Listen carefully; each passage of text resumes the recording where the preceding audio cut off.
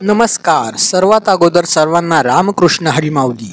चला तर मग आपण जाणार आहोत आज संत शिरोमणी नामदेव महाराजांच्या 675वा संजीवन समाधी सोहळा पाहण्यासाठी. सर्वात अगोदर आपण आलो होतो महाद्वार येथे. महाद्वार येथे नामदेव पायरीचे दर्शन घेतले. त्यानंतर आपण निघालो श्री संत नामदेव महाराजांच्या मंदिराकडे, म्हणजे जन्मस्थान. चला तर आपण मग जाऊ मंदिरामध्ये. मंदिरामध्ये जात असताना आपण अतिशय स्वच्छता आणि स्वच्छ असं रस्त्यावर आपल्याला दिसले आणि भाविकांची ही गर्दी वर्दळ चालू झालेली दिसली आपल्याला. आपण जात आहोत संजीवन समाधी सोहळ्याच्या कीर्तनासाठी. चला आपण आतमध्ये मंदिरामध्ये जाऊया आता. त्यानंतर आपण मंदिरामध्ये जात असताना अतिशय आपल्याला छान असं वाटत होतं, कारण सर्व काही रांगोळी वगैरे काढताना दिसत होते. आपण आतमध्ये मंदिरामध्ये जात आहोत आता. मंदिर अतिशय भव्य दिव्य आणि मोठं आहे. तुम्हाला माहीतच आहे, श्री संत नामदेव महाराजांचे जन्मस्थान म्हणजे पंढरपुरातील नामदेव मंदिर. आपण मंदिरामध्ये जाऊया आता. मंदिरामध्ये जाऊन सर्वात अगोदर आपण श्री संत शिरोमणी नामदेव महाराजांचे दर्शन घेणार आहोत. सर्वात अगोदर संत शिरोमणी नामदेव महाराजांचे दर्शन आपण घेतले. त्यानंतर तेथेच शेजारी जनाबाई महाराजांची ही सुद्धा मूर्ती आहे. जनाबाई महाराजांसुद्धा दर्शन घेऊन आपण निघालो आता सभा मंडपामध्ये कीर्तन सोहळा पाहण्यासाठी, म्हणजेच कीर्तनाला उभारण्यासाठी. चला तर आपण कीर्तन सोहळ्यामध्ये सहभागी होऊ. कीर्तन सोहळा अतिशय उत्साह आणि मोठ्या पद्धतीत चालू होता, म्हणजे चालू होणार होता. चालू झालता महाराज सुद्धा कीर्तनाला उभारले होते. तुम्ही बघू शकता भाविकांची सुद्धा गर्दी अतिशय जास्त प्रमाणात आपल्याला दिसत होती. टाळकरी मंडळी, महाराज मंडळी सुद्धा भरपूर आपल्याला आलेले दिसत आहेत, कारण यावर्षी मोठा सोहळा आहे. चला तर आपण आता पूर्ण कीर्तन ऐकूया महाराजांसोबत. रामकृष्णारी. पुढे बघा व्हिडिओ.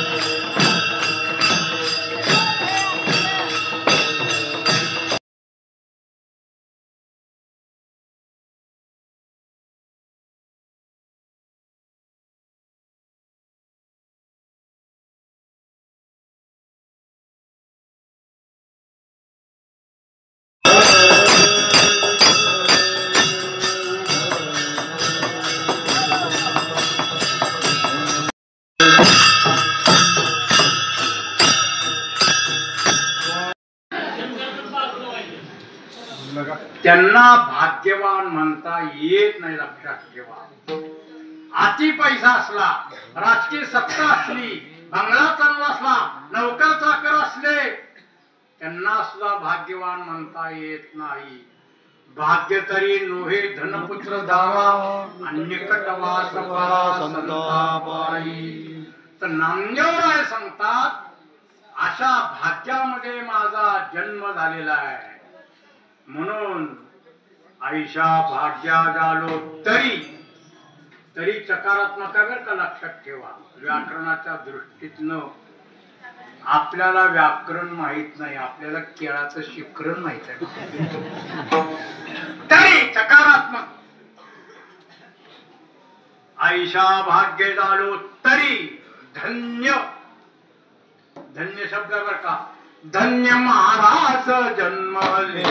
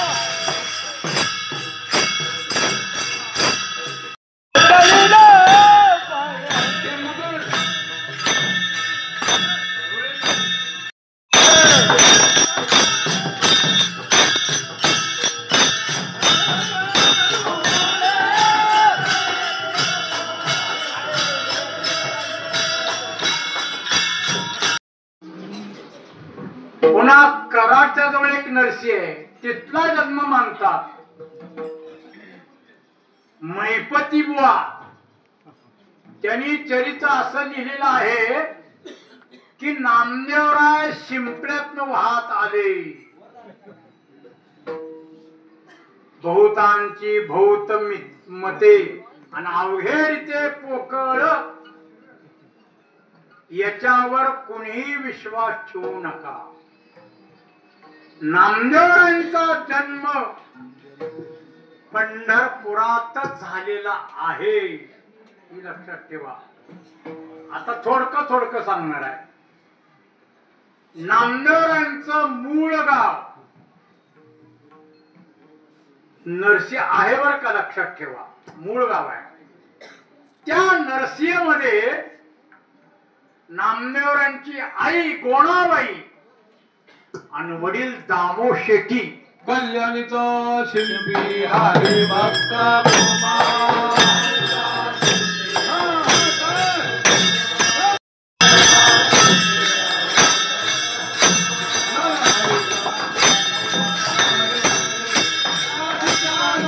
नरसीला गोणाबाईला पहिली मुलगी झाली आणि गोणाबाई म्हणजे पुण्याची नदी होती, लक्षात ठेवा. सरिता खूप पुण्य गोणाबाईची. आणि पहिली मुलगी झाल्यामुळं उदास झाली. काय करावं. म्हणून नरसीचा त्याग केला बर का, लक्षात ठेवा. हो. आणि या पंढरपुरामध्ये त्या आली इथं बर का. या पंढरपुरामध्ये 3 टेकड्या आहेत बर का. ही नामदेव टेकडी आहे. पांडुरंगाचं मंदिर आता जे अस्तित्वात आहे ते विठ्ठल टेकडी आहे. आणि पलीकडे हरिदास टेकडी, अशा 3 टेकड्या. आणि ही टेकडी अगदी चंद्रभागेच्या कडेला नामामध्ये शेवटी संपलं. पुढं काय नव्हतं महाराज. आणि या ठिकाणी येऊन दामोजी गोणाबाई झोपडं बांधलं, झोपडं. आणि त्या झोपड्यामध्ये राहून दररोज चंद्रभागेचं स्नान आणि नित्य पांडुरंगाची सेवा, महाराज सेवा. आणि गोणाबाई उगा भलत्या सालत्या देवाला नवस करत नव्हती महाराज. उगा अंबाबाई, मसोबान, बिरोबा असलं नाही. पांडुरंगाला नवस करायचे. देवा नवसी ओ माझे नवसी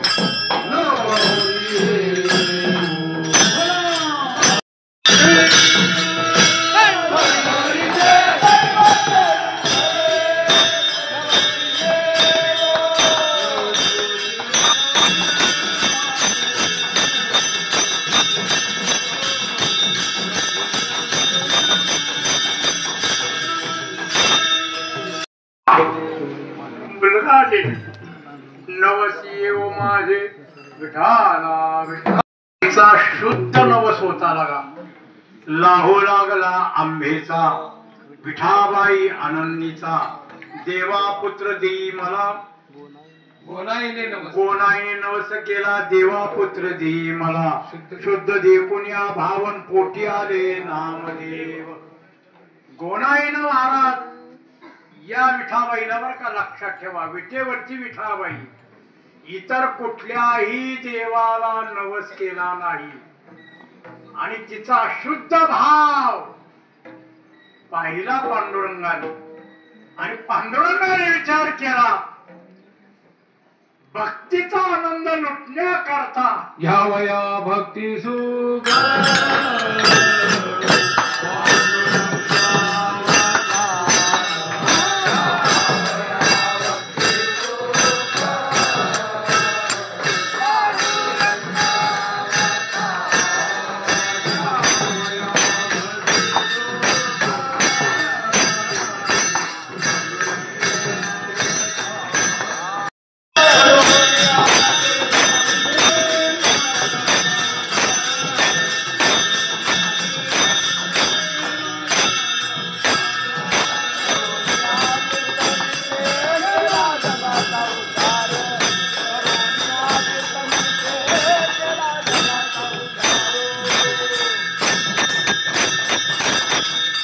भक्तीचं सुख भोगता येत नाही, लक्षात ठेवा. तेव्हा पांडुरंगाला वाटलं भक्तीचं सुख भोगण्याकरता आपणच नामदेव यांचा अवतार घ्यावा.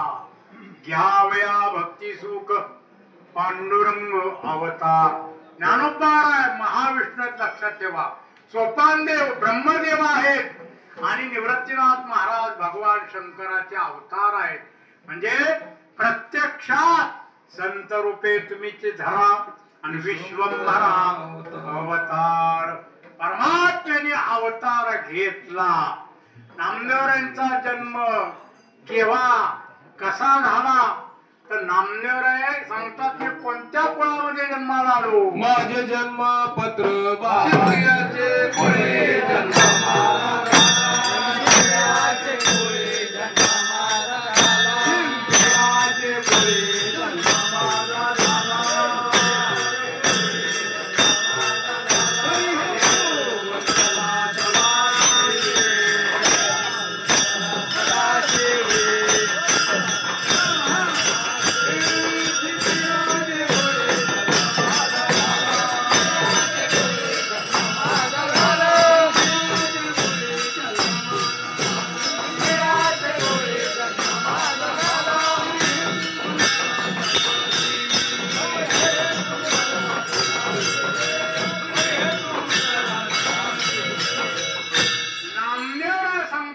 कोणत्या कुळामध्ये जन्माला आलो.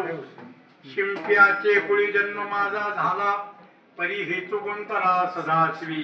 रात्री आणि शिवी दिवसा आणि शिवी आराम पृथ्वी नव्हे करा. सुई आणि सातवा खात्री गज दोरा मांदिरा पसारा सदाशिवी. नामा म्हणे शिवी विठोबाचे अंगी म्हणून या जगी धन्य झालो. या कुळामध्ये जन्म झाला महाराज. या अभंगावर महादेव महाराज राऊत सुंदर महाराज कीर्तन केले अभंगावर. मी त्यांना सूचना केली या अभंगावर कीर्तन करा. सप्तशतीचं कीर्तन झालं. महाराजांचा थोरला मुलगा नारायण, त्या नारायणाला नामदेवरांनी आपली जन्मपत्रिका त्यांची गुण नारू आहे ते अधिक 92 गणी 1100 उगवता आदित्य रोहिणीसी.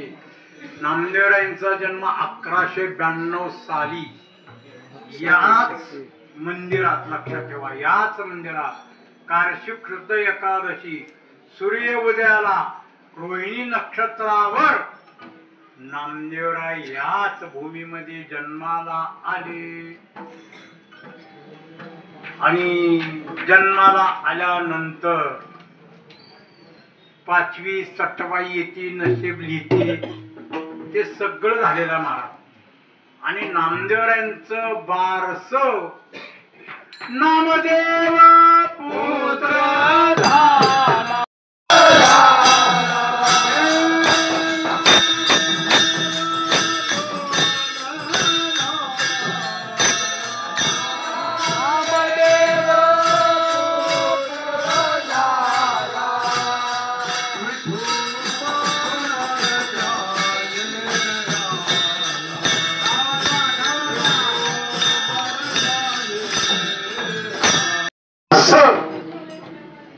सामान्य नव्हतं महाराज. नामदेव पुत्र झाला, विठू बारशाशी आला, साडी चोळी व पेरण मुंडासा घेऊन, शेरा मुंडासा घेऊन, सरी बिंदली मातली नाना रत्न मुक्ता फळी, म्हणे याचे नाव कांदाशी जरीचे आनंद होय. परमात्मा बारशाला लक्षात ठेवा. देवाने काय नव्हतं, सेला मुंडासा 5 ग्रामची अंगठी आणली नव्हती देवाने, लक्षात ठेवा.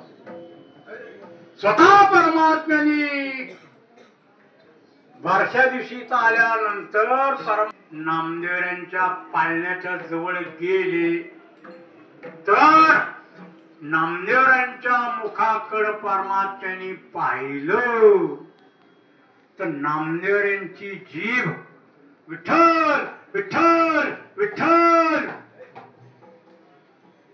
अशी करत होती महाराज. तेव्हा नामदेवरायांचं नाव परमात्म्याने जेव्हा नामदेव ऐसे नाम द्या ठेविले नामदेव.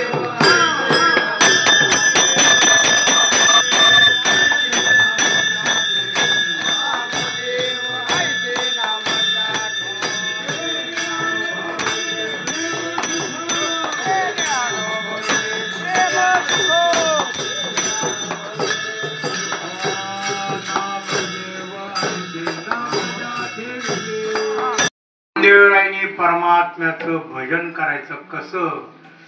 दगडाचे टाळ कोण त्याचा नाद, गीती गाता छंद ताल नाही. जमवायचे सगळेवर कासवंगडी.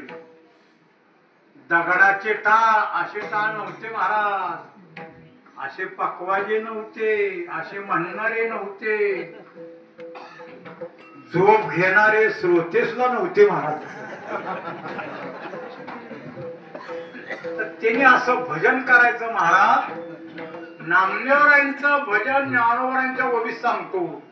तैसे सर्व इंद्रिया सहित मज माझी सुनी चित्त, हे रात्रंदिवस न म्हणत उपासते. असं भजन नामदेवरायांचं. घड्याळाकडे बघत नव्हते,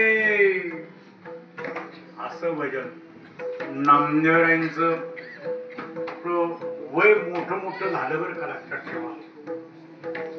आणि नामदेवरायांचे वडील दामो शेट्टी, त्यांना बाजारला जायचं होतं, शिंप्याचा धंदाच.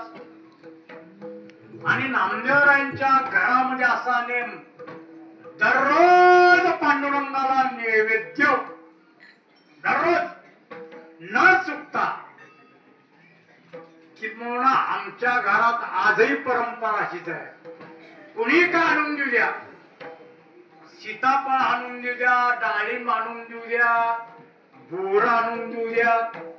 पहिल्यांदा ते केशवराजाला समर्पित करायचं आणि मग आम्ही खातो बरं का, लक्षात ठेवा. आजही आहे आमच्या इथं ते. तेव्हा सांगितलं कोणाही आज नैवेद्य नामदेव यांच्या हातनं पांडुरंगाला पाठवायचा बरं का, लक्षात ठेव. मी आज बाजारला जाणार आहे, काही हरकत नाही. कोणाबाईनं स्वयंपाक केला आणि स्वयंपाक झाल्यानंतर नामदेवराया इकडे या. बालमूर्ती नामदेवरायांची आले. आई का मारली? नामदेवराय मम्मी म्हणत नव्हते, आई आई आई शब्दामध्ये खूप गोडवा आहे महाराज. मम्मीत काहीच नाहीये, पण आपली संस्कृती बिघडत चालली सगळी. तेव्हा आई कशाला हाक मारली? नामदेवराया तुमचे वडील आज बाजारला गेलेले आहेत, हा नैवेद्य देवळात न्यायचा, पांडुरंगाला दाखवायचा आणि जशाचा तसा घरी घेऊन यायचा बरं का. सोळ वगैरे नेसलं, नैवेद्याचं ताट घेतलं नामदेवरायांनी. आले रावळा, देवा पुढे नैवेद्य ठेवला. ब्रह्मार्पण ब्रह्महावीर ब्रह्मावनु ब्रह्मणाहुतम. पाणी वगैरे फिरवलं. ओम प्राणाय स्वा केशवाय स्वा नामाय स्वा असं सगळं केलं. केशवा माधवा गोविंदा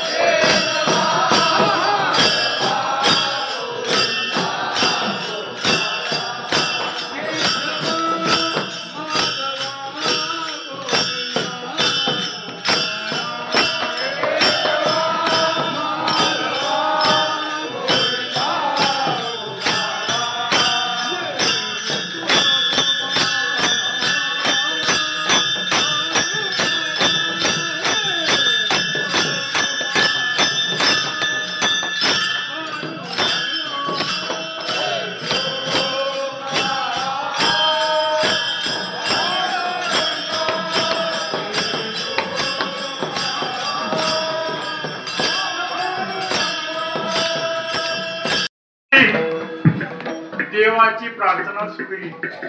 पांडुरंगा जेवण कर, पांडुरंगा जेवण कर.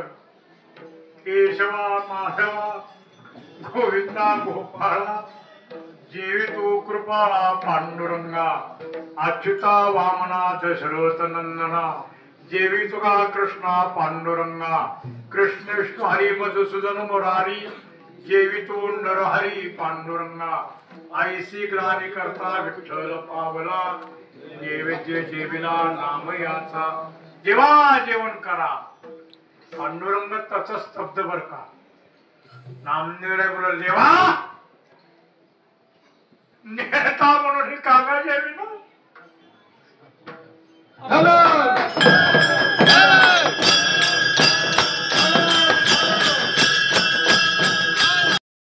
आपल्या प्राणाशी करीन घात. देवा तुझं जेवण नाही केलं, माझा प्राण ठेवणार नाही, प्राण ठेवणार नाही. विटेवरी मूर्त चळा चळा कापे जेवते लागे नाण्यासंगी. भगवान मुकाट्यानं खाली ऐशी ग्लानी करीता विठ्ठल पावा.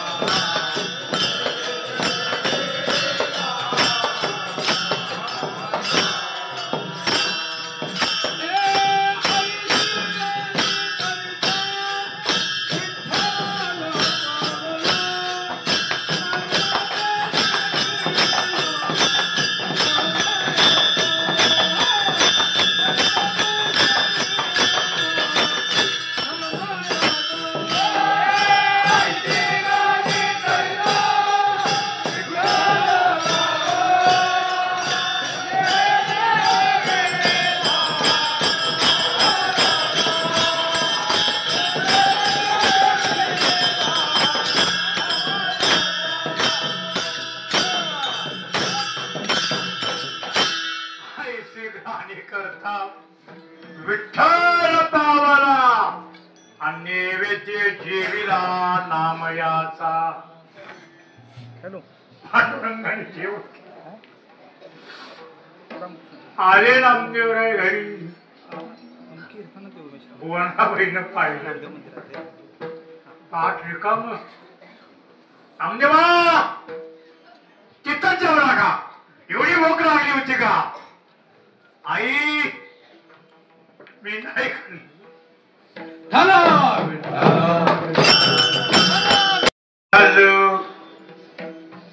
पांडुरंग जेवला लबाड बोलतोय देव खातो का आणि देव जर खात राहिला असता समितीनं नैवेद्य दाखवला असता का त्याला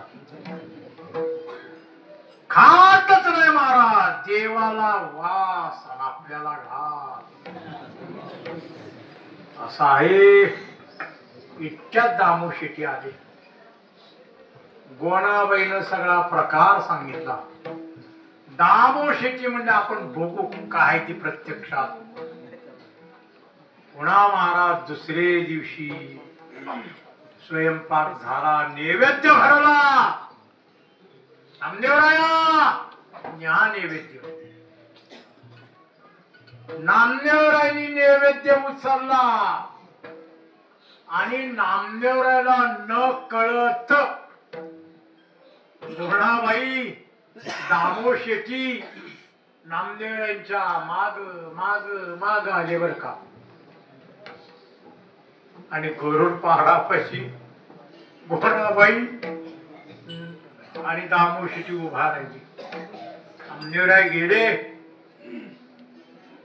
पुन्हा महाराज सगळा संकल्प केला देवा जेवा ना देवा जेवा ना आता परमात्मा गप्पच की देवा जेवण करता का नाही का कालचं 14 वर्षनं बाहेर काढू आता मी पांडुरंग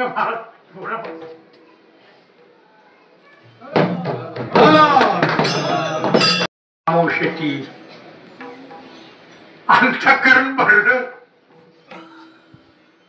गळा गोणाईच्या दामोशीच्या डोळ्यात अश्रू व्हायला लागले आले पांडुरंगा 12 वर्ष तुझं म्या उपवासी मारले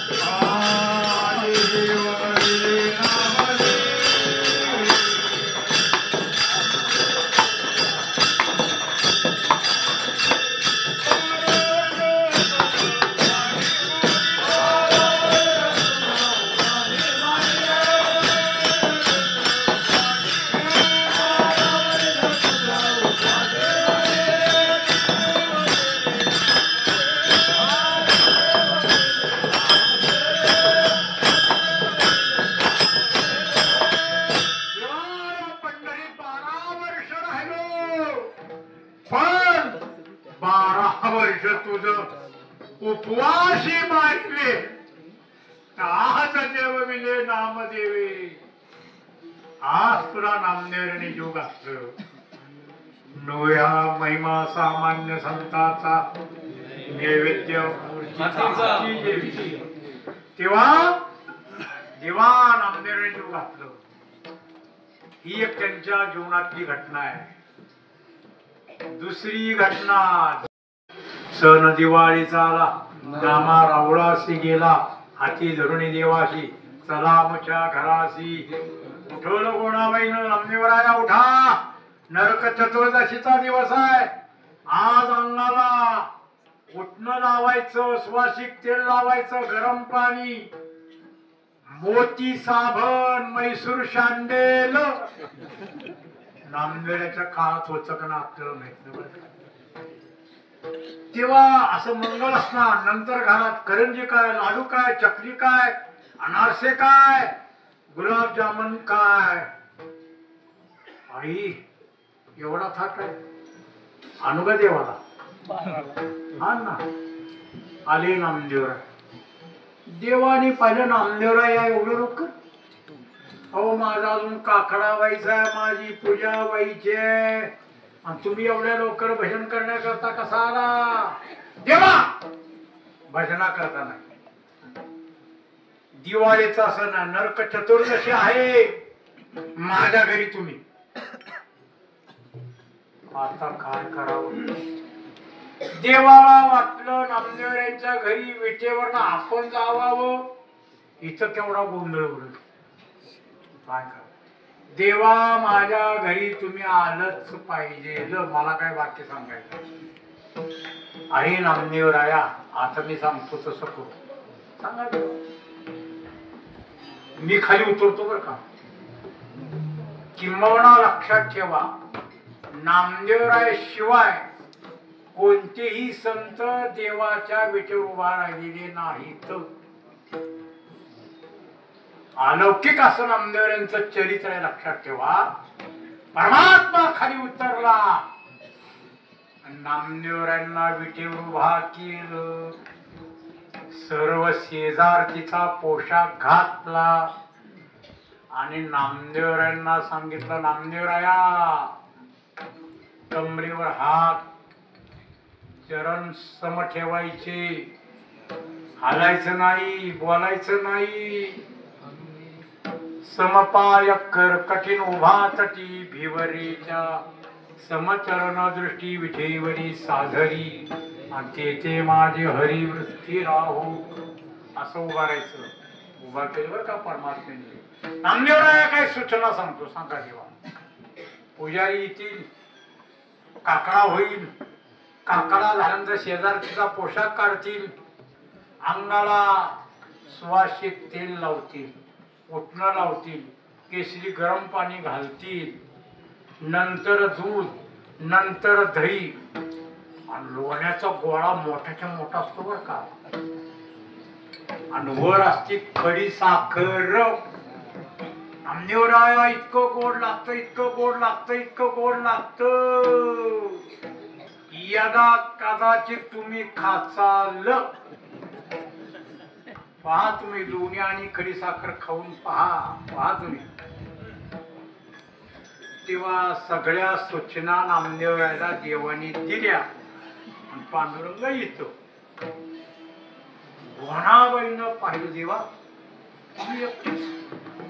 नामदेवराय कुठे? वर्षासारखा सण, एकुलता एक पोरगा आहे, कुठे नामदेवराय? पांडुरंग परमात्मा म्हणला, नामदेवरायाला विटेवर उभा केला. भोणाबाई म्हणून आले, देवा हे काही जमायचं नव्हतं. तुमच्या अंगाला तेल लावायचं, सुवाशी कुठनं लावायचं, गरम पाणी घालायचं, हराळाचं तुम्हाला द्यायचं, हे काही जमायचं नाही देवा. नामदेवरायाला घेऊन या, तुमचा आणि नामदेवरायांचा दिवाळीचा सोहळा मी करते. देवाला वाटलं केली गेलं, टोपी केलं, हाती झोपाटला. आता काय करा? तिकडं काकड्याची वेळ. नामदेवरायांचा काकडा पाहण्याकरता महाद्वार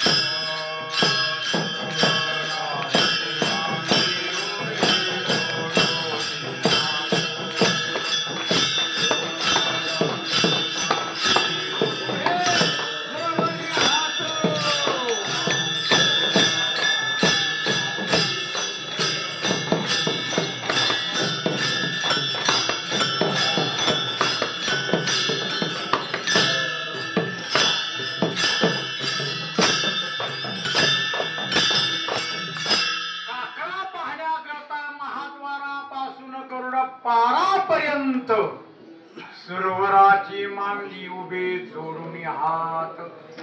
परमात्म्याच्या काकड्याचं इतकं महत्व आहे, इतकं महत्व आहे.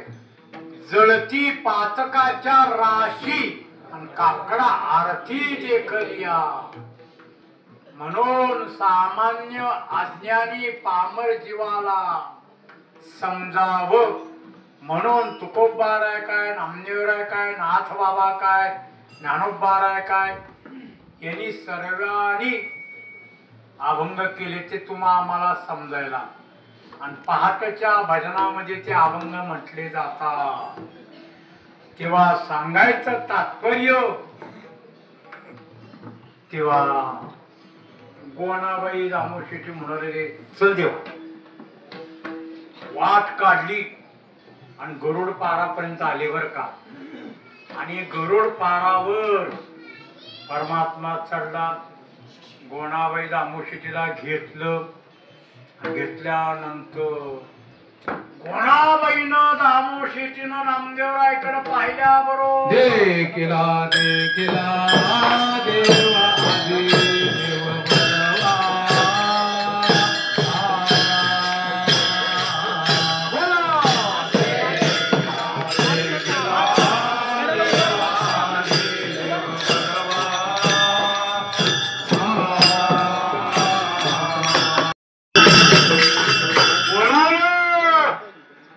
आणि नामदेवरायला कडकडून मिठे झाली.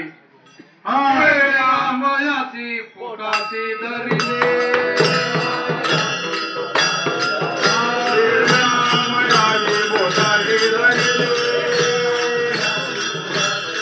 कांता निरोप द्यावा आता येतो आम्ही.